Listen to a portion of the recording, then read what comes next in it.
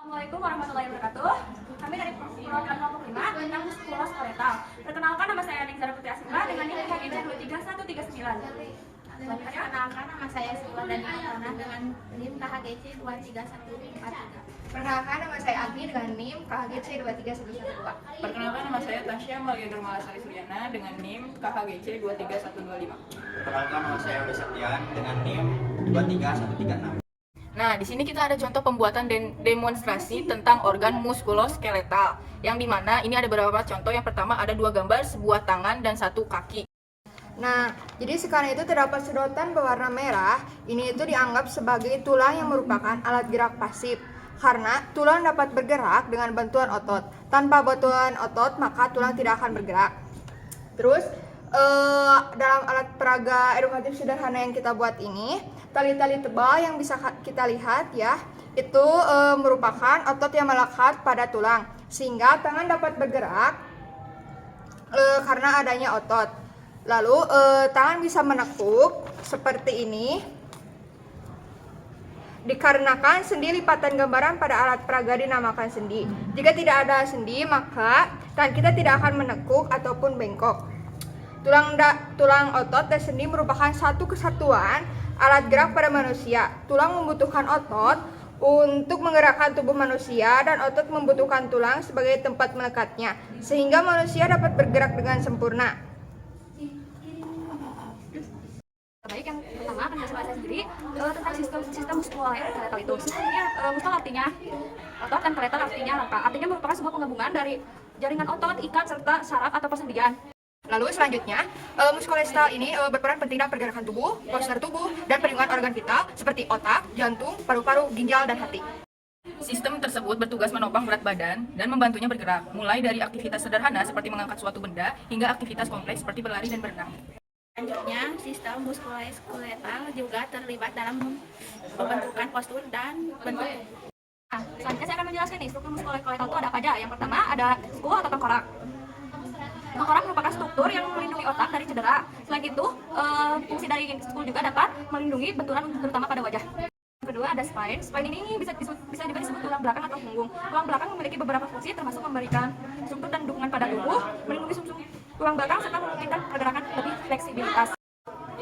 Yang ketiga ada scapula, tulang atau tulang belikat. Sebagai tempat letaknya beberapa otot membentuk sistem rotator cuff yang membantu tulang menggerakkan sendi glomerulus sehingga lengan serta berbagai pergerakan di tangan ini dapat bergerak secara bebas.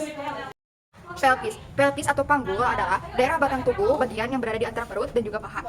Tulang panggul ini berfungsi sebagai penghubung antara tubuh bagian atas dan juga bawah, serta melindungi organ yang berada di dalamnya.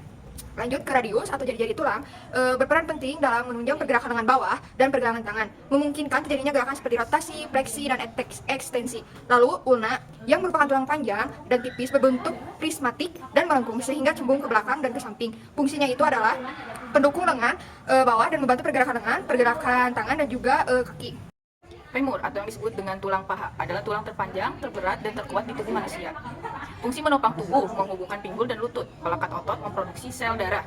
Lalu tibia atau bisa dibilang tulang kering, tulang panjang yang terletak di antara lutut dan pergelangan kaki. Fungsinya adalah berperan penting dalam sistem gerak manusia, menjaga keseimbangan tubuh dan memproduksi sel darah merah.